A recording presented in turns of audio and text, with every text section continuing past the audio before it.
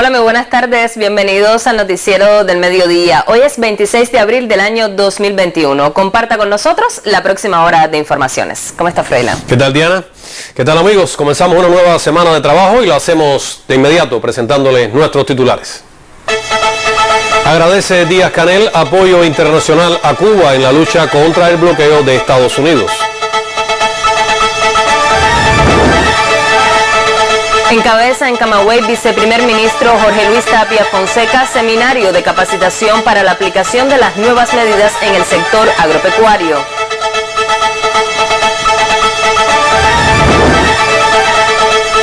Recaudan en Francia fondos destinados a los estudios de vacunación anti-COVID-19 en Cuba. Ya comenzamos con las informaciones. El primer secretario del Comité Central del Partido Comunista de Cuba y presidente de la República, Miguel Díaz-Canel Bermúdez, agradeció a los miles de personas que se movilizaron en varias ciudades del mundo este fin de semana para exigir el fin del bloqueo económico, comercial y financiero de Estados Unidos a Cuba, agudizado en medio de la pandemia de la COVID-19. El agradecimiento llegó a través de su cuenta en Twitter, en la cual dio las gracias a los amigos y emigrados cubanos que luchan por lo decente y lo justo, en referencia a las manifestaciones que reunieron a cubanos y amigos de otros países en ciudades de Estados Unidos, Asia, Suramérica, Centroamérica y Europa, además de 3 sedes en Cuba. La mayor de las Antillas anunció que el próximo 23 de junio presentará en la Asamblea General de la ONU su resolución con la exigencia del fin del bloqueo, la cual cuenta con el respaldo casi unánime de la comunidad internacional.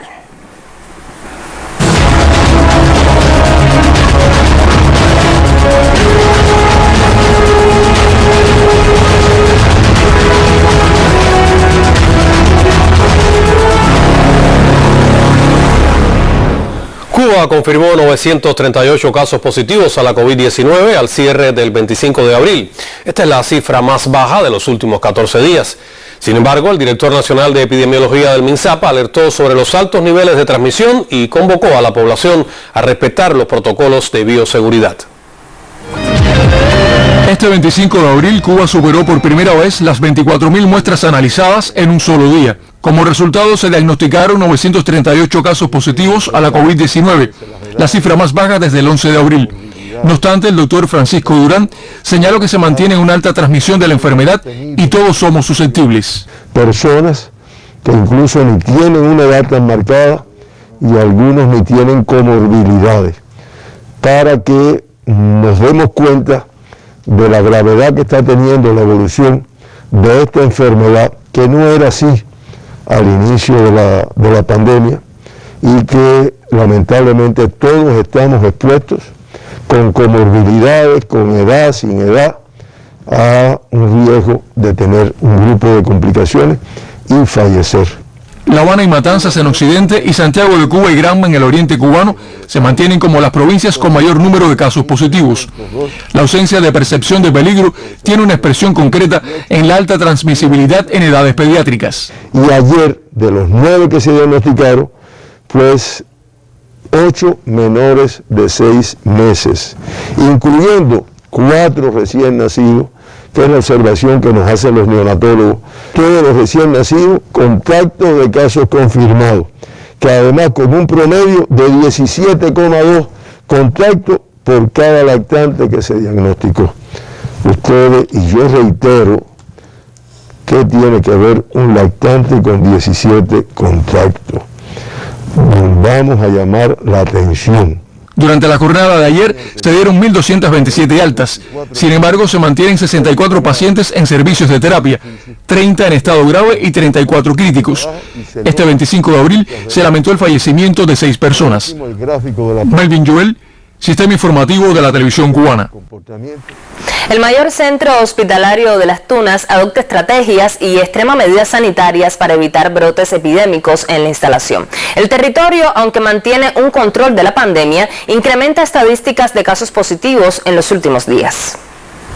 Ante la presencia de casos positivos a la COVID-19 en la provincia de Las Tunas, se extreman medidas en centros asistenciales. El Hospital General Docente Dr. Ernesto Guevara de la Serna, el mayor de su tipo en el territorio, traza estrategias para evitar contagios intrahospitalarios. Se han intensificado las pesquisas en todos los servicios, llegando a un 100% de la pesquisa de todos los trabajadores de nuestro hospital, para detectar con prontitud todos los trabajadores que tengan síntomas respiratorios y que sean evaluados por la consulta respiratoria para poder actuar de forma proactiva. No hay visita en el hospital, no hay entrada de alimentos al hospital. Garantizar una adecuada comunicación, o sea, una estrategia de comunicación para satisfacer todas las inquietudes de los pacientes, acompañantes, trabajadores y evitar así la entrada a la institución hospitalaria. Se garantiza una adecuada calidad en la atención médica de los principales escenarios del enfrentamiento a la COVID, dígase cuerpo de guardia respiratorio, sala de respiratorio, sala de sospechoso de alta comorbilidad. O sea, evaluamos el cumplimiento y la adherencia a todos los protocolos establecidos para lograr mejores resultados. De higienización, a las que se suman otras de bioseguridad del personal médico y de apoyo y de los pacientes, marcan las dinámicas en este centro hospitalario del oriente de Cuba. Desde Las Tunas, Natacha Díaz Bardón, Sistema Informativo de la Televisión Cubana. ¿Qué significa ser un voluntario de los ensayos clínicos de uno de nuestros candidatos vacunales contra la COVID-19? La respuesta la compartiremos más adelante en esta emisión. Seguiremos tras la ruta de Abdala.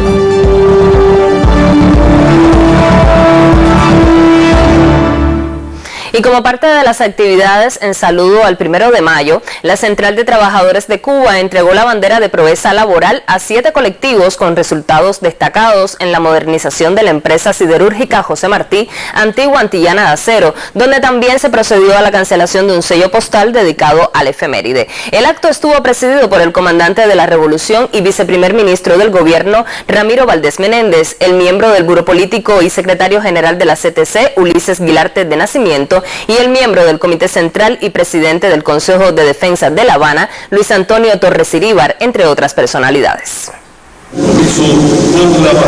7 colectivos de constructores destacados en la modernización de la empresa siderúrgica José Martí recibieron la bandera de proeza laboral de manos del comandante de la Revolución y viceprimer ministro del gobierno, Ramiro Valdés Menéndez, y del miembro del Buró Político y secretario general de la CTC, Ulises Guilarte de Nacimiento.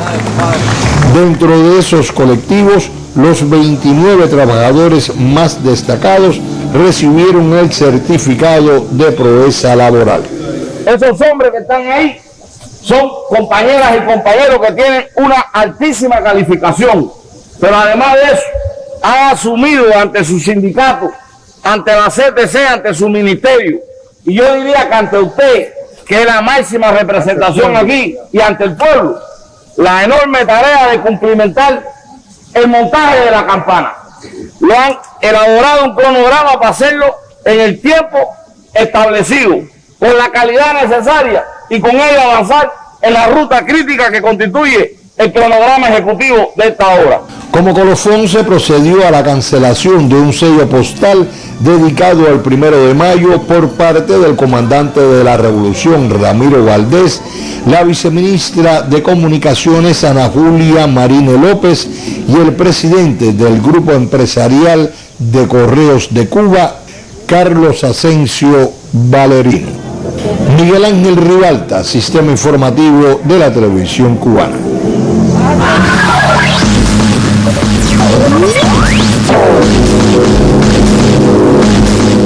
Buenas tardes, veamos qué es noticia a esta hora en el acontecer mundial. Comenzamos en América Latina, pues el presidente venezolano Nicolás Maduro denunció que el gobierno de Estados Unidos entregará más de 150 millones de dólares a las mafias de la derecha venezolana, un rubro procedente del dinero congelado y secuestrado al país bolivariano en las reservas federales norteamericanas y los bancos internacionales.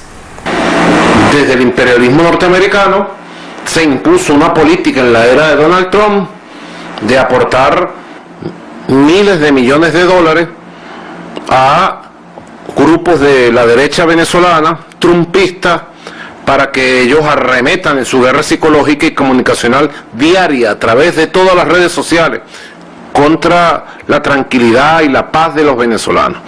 Fíjense ustedes lo que sucede ahora, esta semana. Ahora no solo que sacan dinero de los contribuyentes, se habla entre 1.200 millones a 1.700 millones que entregó el gobierno de Donald Trump constante y sonante a la derecha trumpista guaidocista. Que verle la cara a Ernesto. 1.200 millones, dicen algunos voceros. 1.700 millones, dicen otros. Mucho dinero. ¿Dónde está ese dinero? Hemos preguntado una y mil veces, ¿dónde está ese dinero? Pero ahora no solo eso, ahora del dinero congelado, secuestrado a Venezuela, en los bancos del mundo y en la Reserva Federal de Estados Unidos, están sacando el dinero secuestrado para entregárselo a estas mafias de la derecha. América Latina no es el patio trasero de Estados Unidos, así lo precisó el expresidente de Bolivia y líder del movimiento al socialismo MÁS, Evo Morales, en una entrevista con la radio Causa Chuncoca de Bolivia. Morales condenó la intromisión norteamericana en los asuntos internos de los países latinoamericanos y catalogó de salvaje e inhumano el bloqueo contra las naciones progresistas y de izquierda de la región. Es importante defender a los gobiernos de izquierda, gobiernos antipolistas, gobiernos que son víctimas del bloqueo económico, un bloqueo salvaje, un bloqueo inhumano de Estados Unidos contra Venezuela, contra Cuba. La vicepresidenta de Estados Unidos, Kamala Harris, denunció que las políticas migratorias aplicadas por el expresidente Donald Trump provocaron una grave crisis en la frontera sur del país y destacó que la actual situación no puede ser resuelta de inmediato. En una entrevista para Russia Today, el analista internacional José Antonio Ejido considera que el problema migratorio va a seguir mientras exista desigualdad económica entre los países del sur y del norte. El señor Biden y su equipo ha tratado de hacer un ejercicio cosmético, distanciándose de realmente la inhumanidad absolutamente monstruosa del señor Trump, ¿no? Con sus jaulas, vuelvo a repetir, para niños, sin mayor condena además de la comunidad internacional. El problema es que no hay voluntad porque los Estados Unidos seguramente están calculando el interés político y económico que tienen en relación a los flujos de migración. Si les interesa los aceptarán y si no los volverán a expulsar del país. Mientras no se corrija el derecho al desarrollo que tiene Centroamérica, México, Sudamérica, el problema seguirá existiendo. Hay que preguntar cuáles son las razones económicas de esta situación de desigualdad y de injusticia económica, ¿no? En otros temas, la India vive una explosión de contagios de COVID-19 con hasta más de 300.000 casos en un día. Este lunes supera los 17 millones de contagios y registra más de 192.000 fallecidos desde el inicio de la pandemia. Las autoridades indias alertan que lo supera la situación. La comunidad internacional se movilizó para mandar ayuda de forma urgente. Ursula von der Leyen, presidenta de la Comisión Europea, informó que coordinan una misión de apoyo. Alemania prometió enviar generadores móviles de oxígeno y el Reino Unido envía respiradores, entre otros equipos. Por su parte, Singapur hizo llegar bombonas de oxígeno por avión y Estados Unidos informó que enviará pruebas rápidas de COVID-19 junto con equipos de protección para el personal sanitario lo antes posible.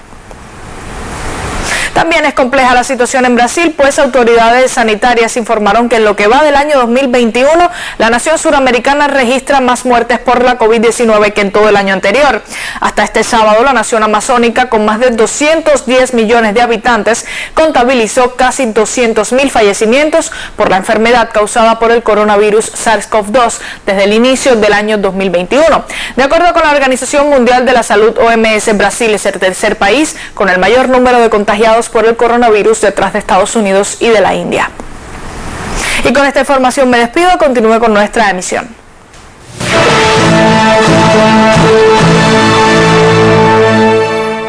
Y Y como les anticipábamos en titulares, el viceprimer ministro Jorge Luis Tapia Fonseca encabeza en Camagüey un seminario de capacitación sobre las nuevas medidas económicas que fueron anunciadas y que además deben ser puestas inmediatamente en aplicación para estimular la producción agropecuaria en el país. Participan en el intercambio el ministro de la Agricultura, Idael Pérez Brito, viceministros de varios organismos, las autoridades del Consejo de Defensa Provincial y productores del territorio, quienes plantean sus dudas y preocupaciones sobre las disposiciones. Entre los beneficios sobresale la reducción de las tarifas de electricidad y agua, la modificación del pago del impuesto sobre los ingresos personales, la disminución de los costos del servicio de aviación para los cultivos del arroz, las ventas minoristas directas después de cumplir con el encargo estatal y la comercialización en el sector del turismo, entre otros. Tapia Fonseca indicó que en el mes de mayo se desarrollen intercambios con los productores por parte de los diferentes organismos implicados para esclarecer sus interrogantes.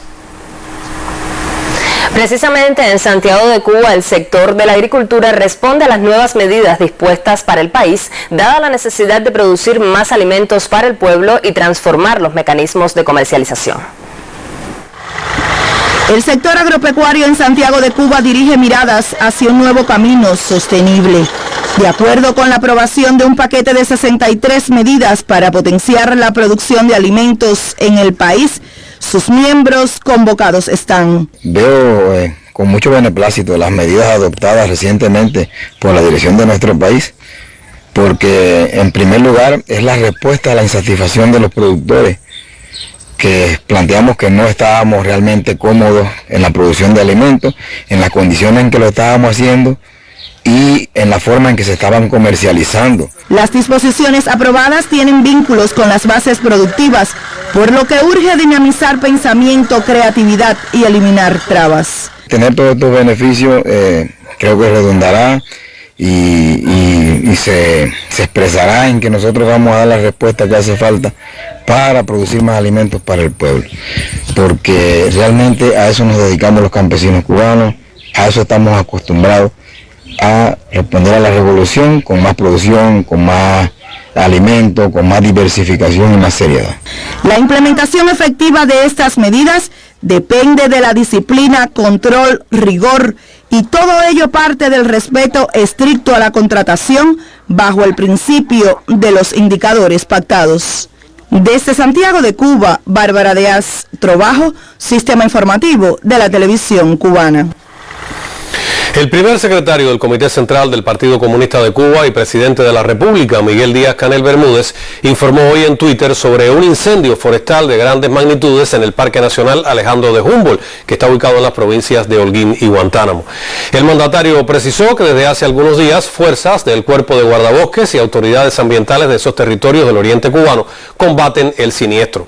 El siguiente reporte nos actualiza sobre lo que sucede en esa oriental provincia. Más de 100 fuerzas de apoyo del SIDMA, la FARC y pobladores de los municipios de Yateras y Moa combaten el mayor incendio de esta temporada en Guantánamo. 18 kilómetros de áreas dividido en dos líneas de fuego de 14 y 4 kilómetros respectivamente muestran el avance de las llamas que rebasa los límites de ambos territorios. Las zonas del Yarey, Ojito de Agua, Arroyo Blanco, Fortunita y los farallones de Moa continúan demandando el esfuerzo colectivo para evitar el avance del fuego en una zona de pinares, árboles maderables y que a raíz de la sequía deviene material combustible. Aunque se poseen los recursos y se trabaja para controlar y combatir la situación, es compleja la realidad cuando aún no se constatan la totalidad de los daños económicos. Desde Yateras, Guantánamo, Miguel Reyes Mendoza, Sistema Informativo de la Televisión Cubana.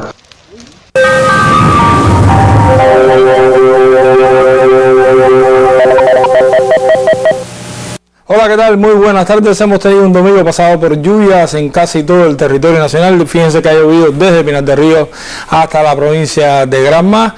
El mayor acumulado no sobrepasa los 27 milímetros de lluvias, pero se comienza a incrementar la lluvia en todo el territorio nacional. Hoy no será diferente. Hoy la lluvia debe ir nuevamente a localidades del interior y sur de casi todo el territorio nacional. Observen en la imagen de satélite, en esta secuencia pueden observar cómo un frente frío pasa más al norte del territorio nacional. Se desbordan las altas presiones sobre este frente y llegan los vientos del nordeste entonces sobre gran parte del archipiélago, colocando la mayor parte de la nubosidad y la probabilidad de lluvia en localidades del interior de casi todo el territorio nacional. Por eso esta tarde vamos a tener el cielo parcialmente nublado, llegará ocasionalmente a nublado en localidades del interior y sur de casi todo el archipiélago, con algunos chubascos y tormentas eléctricas hasta el anochecer.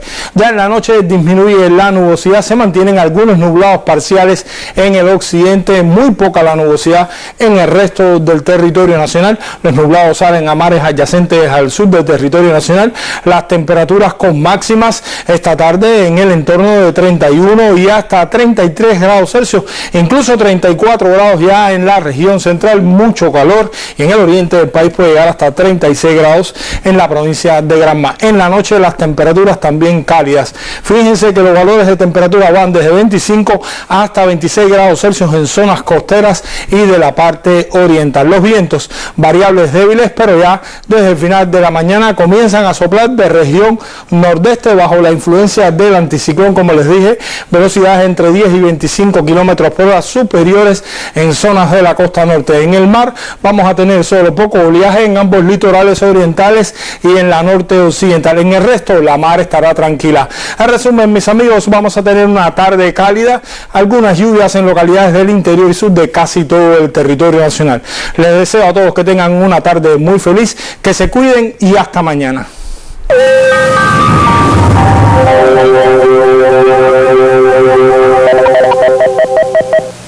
Revisamos ahora otros temas. La Asociación de Solidaridad Francia-Cuba lanzó un nuevo llamado a aportar fondos en suelo galo para la compra de jeringuillas y agujas destinadas a los estudios de vacunación contra la COVID-19 en la isla.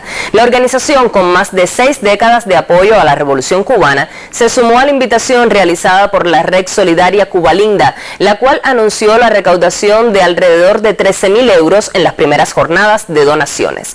La asociación señaló que Cuba necesitará millones de jeringuillas y agujas en medio del impacto del bloqueo económico, comercial y financiero impuesto por los Estados Unidos. Francia-Cuba destacó que además de Cuba Linda, asociaciones alemanas, españolas y suizas también se sumaron a las jornadas de solidaridad. De igual modo, los amigos de Cuba en Francia se refirieron a la ayuda del contingente internacional de médicos especializados en situaciones de desastres y graves epidemias Henry Riff en decenas de naciones azotadas por la COVID-19. El próximo 1 de mayo concluirán los ensayos clínicos fase 3 del candidato vacunal Abdala en el oriente del país. Un equipo de nuestro noticiero nos muestra a partir de hoy qué ha significado para los voluntarios ser parte de este estudio.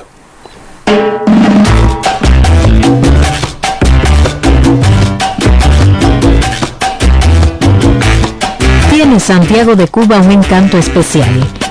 La jovialidad de su gente, esa permanente cercanía con la historia y el sello distintivo de ser la cuna de la independencia y la revolución. Estamos en Santiago de Cuba. Aquí comenzó todo, tras la ruta de Abdala.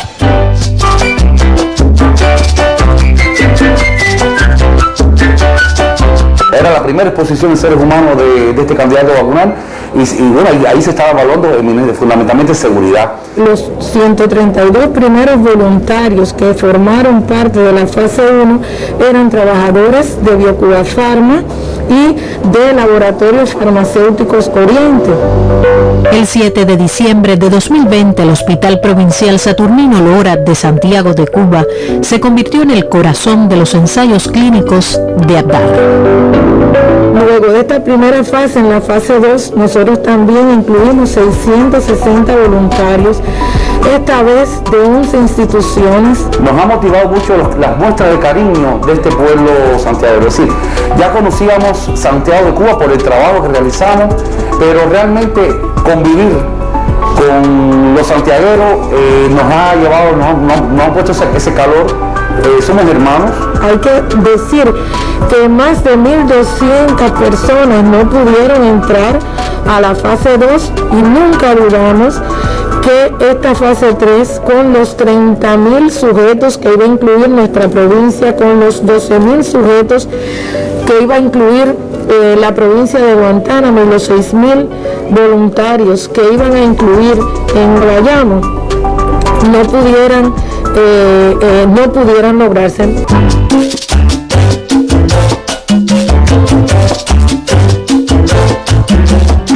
En menos de 20 minutos y tras la ruta de Abdala llegamos al Cobre, uno de los sitios religiosos más venerados por los cubanos. El padre Rogelio, párroco del poblado, acompaña con sus rezos a las familias enfermas de COVID-19 y al trabajo extraordinario de un equipo de médicos y científicos de la vacuna Abdala en esta área de salud. Todo lo que tiene que ver con la persona le interesa al párroco. Y entonces uno muy humildemente se hace presente acompañando. Amar es comunicar. Soy el padre Rogelio de Ampuerta, el cura párroco de acá, del poblado del Cobre en Santiago de Cuba. Y bueno, lo digo así con orgullo, soy el voluntario 448 del candidato a vacunar Abdala. Yo creo que Abdala es visto como una esperanza real y próxima. Eligieron algunos consultorios médicos de acá del Cobre, no todos. Se alegraban de verlo a uno. Decía, ay, el sacerdote, el padre está acá con nosotros. El padre está compartiendo nuestras esperanzas en la vacuna. Yo pido mucho por los científicos. Sé que trabajan fuerte. Sé que trabajan fuerte, veo que tienen que tener mucho nivel de renuncia. Yo les rezo mucho para que perseveren, para que no se desanimen, para que sigan creyendo en esa capacidad que Dios nos dio para crear, para vencer las circunstancias difíciles. Yo veo la mano de Dios en el esfuerzo de los científicos de encontrar una solución. Y deseo mucho, lo pido mucho, que nuestro pueblo cubano este año quede inmunizado, que antes que se termine este año quede inmunizado. Lo necesitamos mucho. Hoy comenzó exactamente la segunda dosis, sin ningún tipo de incidencia, sin ninguna dificultad. Como ve, en lo que va de jornada, ya tenemos vacunado de 155 que vacunamos el primer día, ya tienen aplicada la segunda dosis, 127. ¿Cuántas dosis se ha puesto? 2. ¿Y qué le ha sentido después que se...? No me he sentido nada, contento, bien, sabroso. ¿Usted cree que quiere que esto nos resulte? Que este sacrificio sea en vano. Mira, yo soy maestra. ¿Y de cuándo no voy a una vacuna? Tranquila, en mi escuela todo el mundo se la puso. A ver si todo puede volver a la normalidad. ¿Ves? A ver si podemos volver a ver a nuestros familiares que están lejos y esas cosas. Que es un bien para todos. ¿Por qué? Porque la salud es fundamental y es algo grande en la vida para lograrlo. La salud no es nada, es todo. Y después de eso lo demás.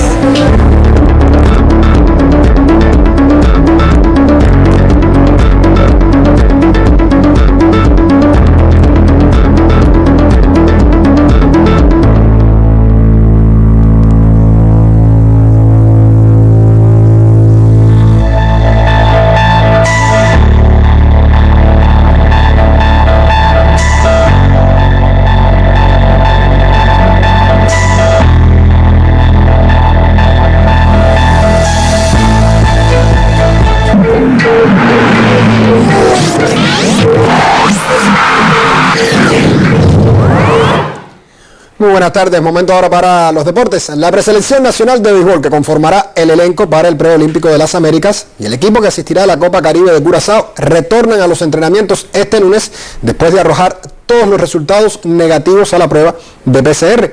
En el Estadio Victoria de Girón, el mentor Pablo Civil estuvo al frente de la sesión matutina donde volvieron al terreno los integrantes del conjunto que asistirá a Curazao. El manager tunero ofreció algunos detalles de lo hecho estos días al colega Guillermo Rodríguez. Pudimos entrenar 3 días a la semana, hasta el miércoles fue cuando se dio la información del caso positivo. Dejamos de entrenar desde el punto de vista de terreno 3 días, pero se le dieron a los muchachos tareas independientes a cada uno desde el punto de vista físico y tal vez trabajar también con el bate en el caso de la ofensiva, de los jugadores de la ofensiva, y lo hicieron, cada uno de ellos cumplió. Lo único que no se realizó fue el trabajo en el terreno. La preparación continúa siendo la misma, objetivos técnicos, nosotros basados en los fundamentos técnicos del juego y no tenemos ninguna afectación desde el punto de vista significativa, y sabemos que se va a seguir continuando a realizar el trabajo que está planificado sin ningún tipo de problema. Por su parte, Carlos Tavares, uno de los entrenadores al frente de la preselección al preolímpico, también brinda información sobre lo planificado para estas jornadas. En esta semana vamos a continuar con lo que tenemos planificado, a lo mejor en la parte de los swings un poquito de reajuste, porque estuvimos una semana solamente en las habitaciones haciendo la parte física que no se perdió en ningún momento, solo faltó batear en el terreno y los voleos, la bola bombeada, el soporte de bateo, pero en lo demás vamos a ir más o menos parecidos con lo que teníamos diseñado. Va a seguir las acciones tácticas, vamos a tener juego de control, que hasta ahora tenemos planificado a lo mejor el juego de sábado, que es lo que está más o menos planificado, las carreras entre bases, las situaciones simplificadas de juego, y si acaso un reajuste en la parte de los swings para mantener, porque tampoco es alto volumen de swing, porque es una competencia que no hace falta llegar tan cargado, hace falta llegar en forma y que los muchachos tengan sus brazos bien, porque físicamente están todo bien, y sobre todo la parte mental, que sigo insistiendo que es la fundamental. En una nota publicada en hit.cu se agregó que el director del equipo cubano que asistirá al preolímpico será dado a conocer en las próximas horas, así que esté atento a los espacios informativos. Cambiamos de tema. El club Chamón de los cubanos Osniel Melgarejo, Jesús Herrera y Romy Alonso se quedó con el subcampeonato de la Liga Francesa de Voleibol tras ceder este domingo ante el Cannes. El empuje antillano no pudo evitar la derrota en 5 parciales. Melgarejo aportó 23 puntos con un 56% de efectividad en ataque. Herrera consiguió 13 unidades, incluyendo 3 puntos por directo y 2 bloqueos, mientras Alonso tributó 8 tantos. Otros jugadores cubanos llegaron a esta etapa decisiva con excelentes números, como Julio César Cárdenas y Liván Osoria, para ratificar las buenas prestaciones de los nuestros en campeonatos foráneos. Y los luchadores Reineri Sandreu, Yurieski Torreblanca y Milay Mismarín participarán en el torneo clasificatorio mundial a celebrarse en Sofía, Bulgaria, en mayo venidero, con la aspiración de elevar a 15 los boletos olímpicos para Cuba en este deporte. Antes de intervenir en el certamen, los 3 atletas cumplirán con una base de entrenamiento en Italia, donde estarán también los asegurados a la cita bajo los 5 aros de Tokio. Al espirituano Andreu le ampara su aval de campeón mundial sub-23 en 2019 y varias veces monarca panamericano. También Torreblanca ha saboreado triunfos a nivel continental y ostenta una participación en la Copa del Mundo de México, evento en el que finalizó octavo, mientras Marín fue campeona mundial juvenil en 2019 y titular del Orbe Sub-23 ese propio año. Hasta la fecha, Cuba tiene 12 cupos olímpicos en la lucha, que incluyen los de Mijaín López e Ismael Borrero, fuertes candidatos al oro en la capital nipona. Pasando al panorama foráneo, el Manchester City se coronó este domingo en la Carabao Cup y Pep Guardiola se convirtió en el tercer entrenador con más títulos en toda la historia del fútbol profesional. El siguiente material nos ofrece otros detalles. Un gol de Aymeric Laporte sobre el 82 permitió al conjunto Citizen consagrarse campeón y darle al entrenador español su 30º título en su carrera, quedándose detrás de solo 2 estrategas míticos. Solo Alex Ferguson y Mirka Lukaku tienen más títulos que Guardiola en la historia, el primero con 49 y el segundo con 33, aunque el estratega del City ha alcanzado sus 30 en una carrera de 12 años, hasta 28 menos que el rumano y 27 que el escocés. De consagrarse campeón en la Premier League y Champions, se quedaría a solo uno de compartir el segundo puesto en el escalafón, algo que eventualmente superará, pues su carrera ha estado llena de éxito. Y poco a poco se define el panorama de las principales ligas europeas de fútbol. El Atlético, el Inter, el Manchester City y el Bayern mantienen su dominio en cada una de las principales competiciones del viejo continente, pero en España la diferencia entre el primero y el cuarto puesto es de solo 3 unidades a falta de 5 jornadas, algo que según estadísticas de Mr. Chip no acontecía desde 1984. Los colchoneros cayeron este fin, los merengues no pasaron del empate y tanto Sevilla como Barcelona ganaron. Los catalanes podrían asumir la punta del torneo por primera vez esta temporada de ganar este jueves ante el Granada. En tanto, el Inter ya es casi seguro ganador en la Serie A y en la próxima fecha podría concretar el título. En la Premier ocurre lo mismo con el City. La diferencia con el Manchester United único que puede darle alcance es de 10 puntos. Por último, el Bayern se acerca a su 9ª corona consecutiva en la Bundesliga, a pesar de resbalar en la última fecha. Lionel Messi sumó 2 goles a su cuenta entre semana para afianzar el liderato de goleo en España con 25, mientras Cristiano Ronaldo mantiene igual cifra en Italia. En la Premier, Harry Kane con 21 dianas supera a Mohamed Salah con 20. En tanto, Robert Lewandowski regresó a los terrenos marcando su número 36, aunque como mencionamos, su equipo perdió.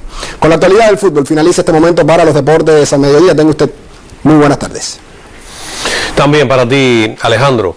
El interés de las cámaras de comercio de Japón y Cuba en estrechar los vínculos comerciales bilaterales y las críticas del diario estadounidense The New York Times por la falta de acceso mundial a las vacunas contra la COVID-19 son algunos de los temas del ámbito económico e internacional que ampliamos a continuación.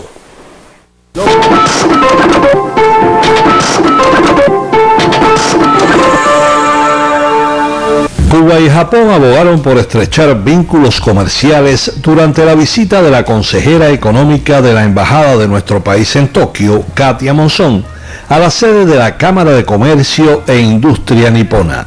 Según una nota de la misión diplomática cubana, Monzón explicó al anfitrión el papel activo que esta institución desempeña en la promoción de las oportunidades que Cuba ofrece, tanto en el comercio como en las inversiones.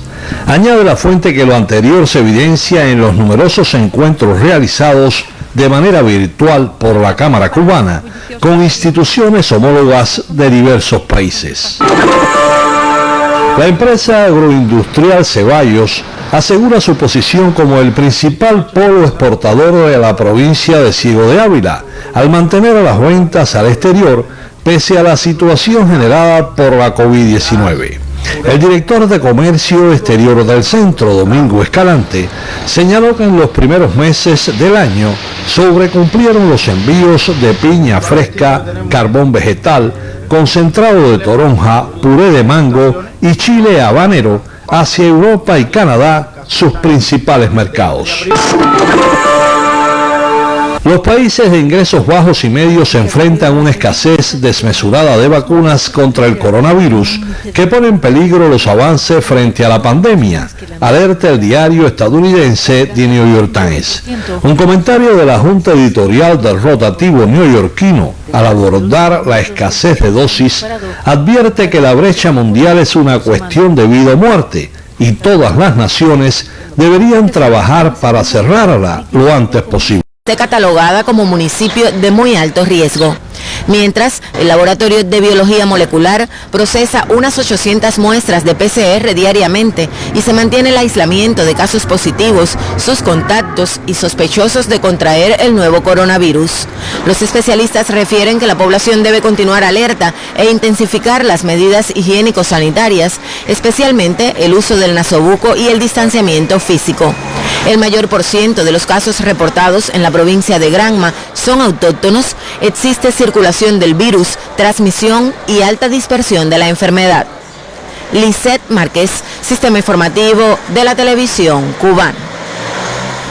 El alto número de pacientes confirmados en el municipio de Cárdenas es significativo. Entre las estrategias para asegurar la rápida atención está la creación de nuevas capacidades para el aislamiento de sospechosos y positivos de baja prevalencia. Entre las 19 instalaciones habilitadas en Cárdenas para enfrentar a la COVID, sobresale el centro Villa del Sol.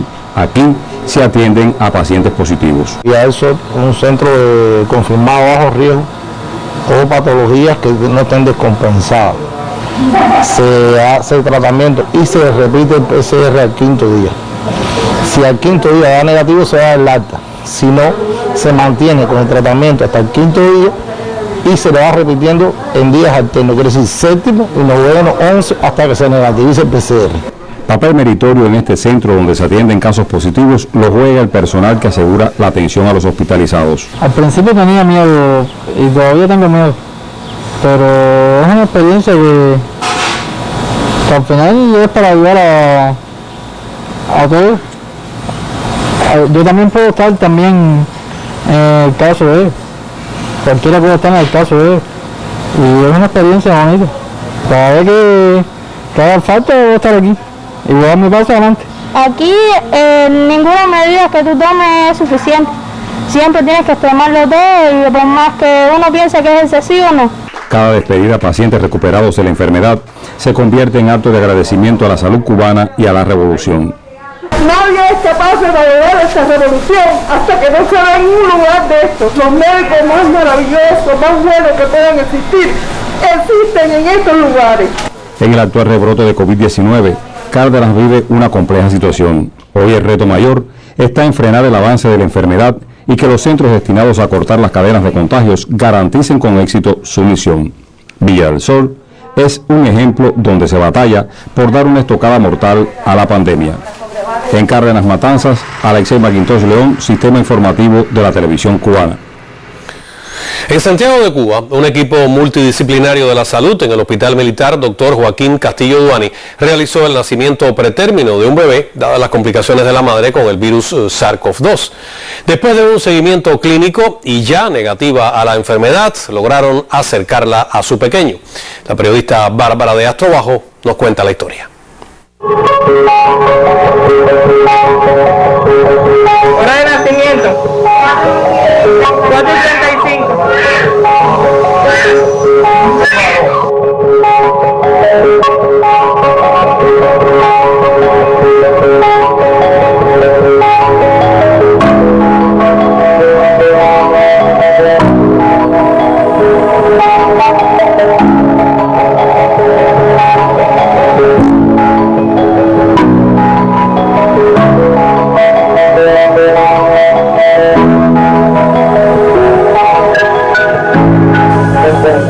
Discutimos, compensamos y en el momento apropiado interrumpimos el embarazo, un embarazo pretérmino, y finalmente se salvaron las dos vidas, tanto de la madre como del niño. En estos momentos el niño se encuentra negativo luego de la realización de los PCR, se ve en el programa de atención, y la madre aún está positiva, pero con una evolución favorable, ya se encuentra de cuidado en la sala de obstetricia. Es una gran satisfacción, sentimos gran emoción al haber salvado a la madre y al niño. Estoy muy agradecido. Gracias a ellos tengo a mi niña. Gracias al niño que se lo digo mil veces que la vida mía y del niño estaban en sus manos. Y gracias a él estoy bien, un poco tensa porque no puedo ver a mi niño. Pero espero recuperarme pronto, ir a verlo, abrazarlo, besarlo. Es lo que más me logra en este momento. Le diría que se cuiden mucho, que la COVID está fuerte, que usen más seguro. En caso de enfermarse, que no tengan miedo, que aquí tienen un buen equipo. Que mira mi historia, yo estoy viva, gracias a ustedes, gracias por abrir el equipo de médicos por la revolución cubana. Estoy muy agradecido. Nos sentimos muy orgullosos por haber ayudado a traer al mundo a una criatura más y en el tiempo de la COVID. Hice una labor que pensé que no me iba a gustar, pero me gustó muchísimo ver los niños nacer y ver esta labor tan linda de darle un fruto a la vida. Y nos sentimos bien en este hospital que nunca se había realizado. Desde Santiago de Cuba, Bárbara de Astrobajo, Sistema Informativo de la Televisión Cubana.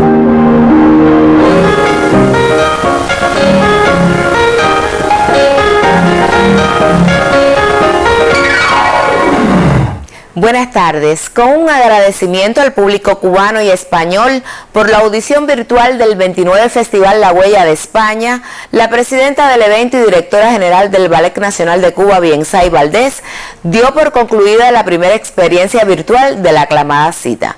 En las palabras de clausura transmitidas por las redes sociales del Ballet Nacional de Cuba y otras plataformas de internet, la primera bailarina cubana destacó el esfuerzo que supuso la preparación de esta edición.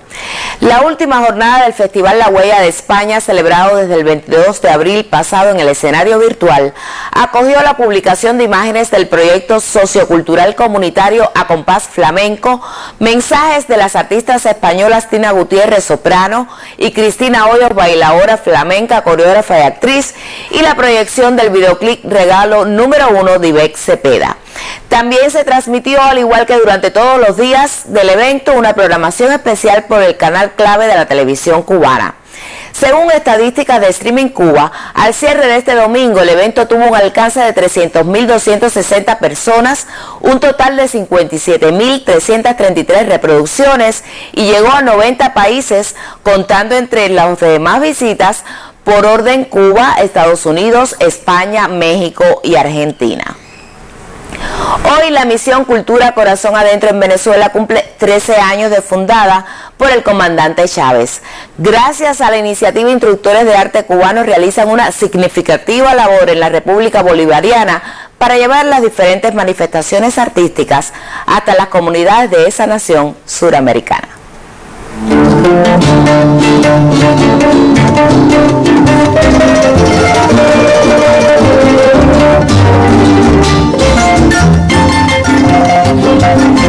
Entre los cerros caraqueños de la parroquia 23 de enero se mantiene latente el legado del comandante Hugo Chávez, a quien recuerdan sus habitantes cada día pasada las 4 de la tarde.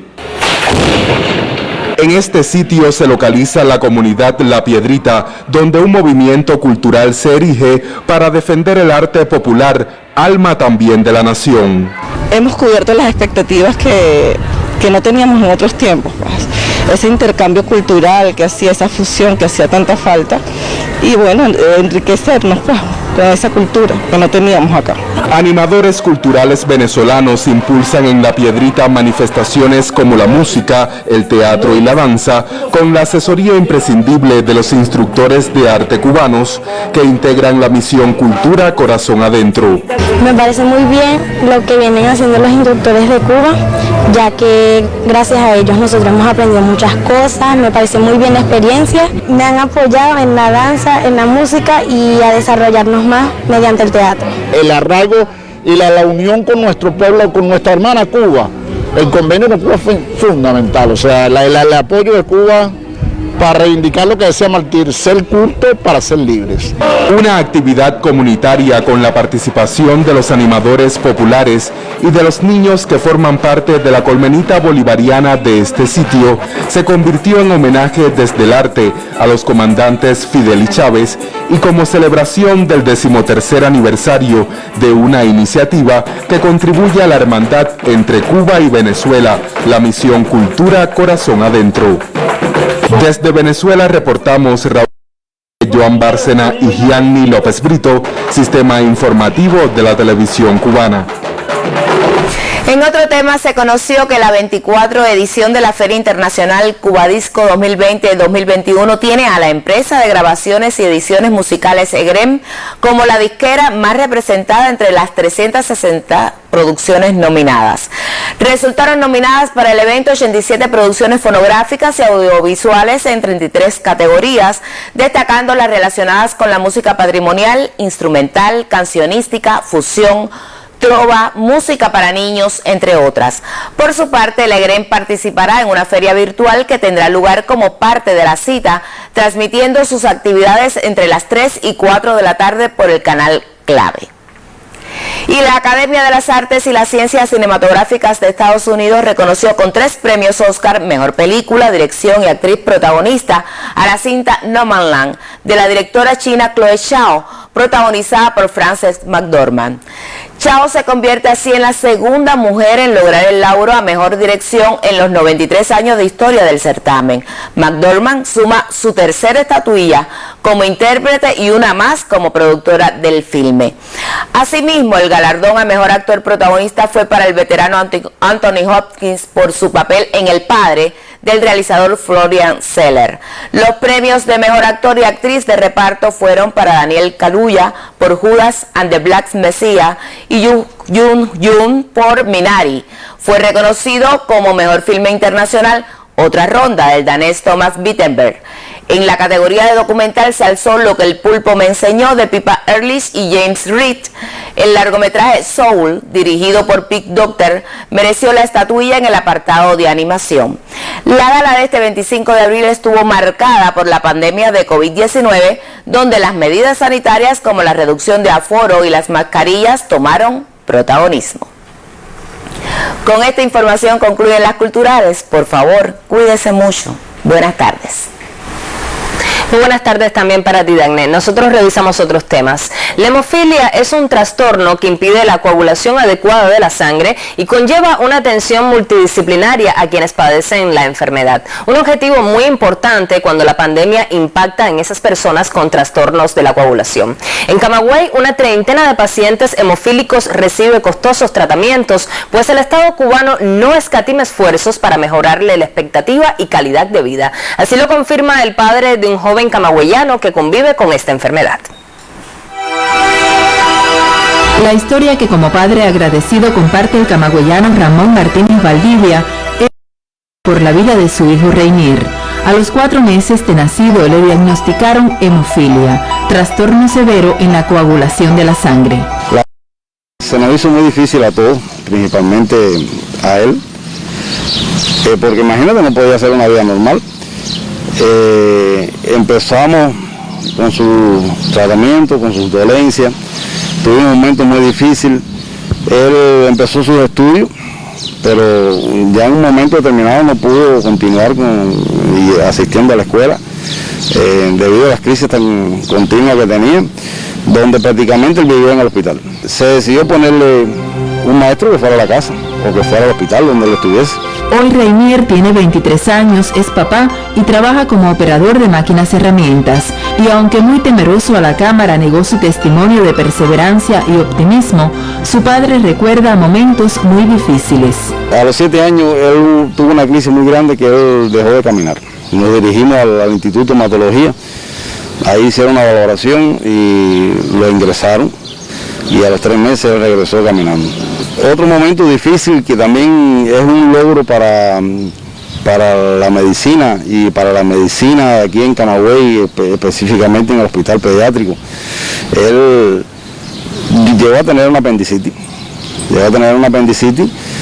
Este tipo de pacientes muy pocos y no había precedentes aquí en Camagüey de que se pudieran salvar de una operación quirúrgica. Él fue realmente tratado muy profesionalmente con un equipo multidisciplinario entre hematólogos y cirujanos y lograron salvarle la vida. Tuvo un shock anafiláctico debido a la cantidad de transfusiones que le ponían de crio precipitado, que le ponían 12 bolsas de crio precipitado cada 8 horas. Prácticamente quedó en un paro también, que fue un momento muy difícil, que también la medicina camagüeyana y cubana estuvo ahí y nos pudo sacar de ese momento. Han sido miles, ya te digo, momentos muy difíciles de la vida con él, que poder convivir con eso es bien complejo. Disponer desde hace 5 años de nuevos y muy costosos medicamentos para elevar la calidad y expectativa de vida de los hemofílicos cubanos suma otras razones para el agradecimiento de este padre. No existen palabras ni sentimientos de agradecimiento que creo que se puedan describir de realmente lo que han hecho por nuestro hijo. Felizmente, una vez más, vencimos una batalla de esta guerra, pero una guerra que siempre ha estado acompañada, una guerra que siempre ha tenido el resguardo de la medicina cubana, que siempre ha tenido el resguardo de esta revolución, de lo más bello que tiene esta revolución. Es una cosa que es increíble, eso no hay palabra como describir ese tipo de sentimientos. En Camagüey, María del Carmen Fuentes, Sistema Informativo de la Televisión Cubana. Y de esta forma concluye el noticiero del mediodía. Espere más informaciones en la emisión de la tarde de Canal Caribe y el noticiero estelar de las 8 de la noche. Cuídese mucho, al hacerlo se estará protegiendo usted, su familia, su comunidad y también su país. Esta batalla hay que ganarla definitivamente y empieza por nosotros. Si usted gana, ganamos todos. Nos vemos mañana. Buenas tardes. Buenas tardes.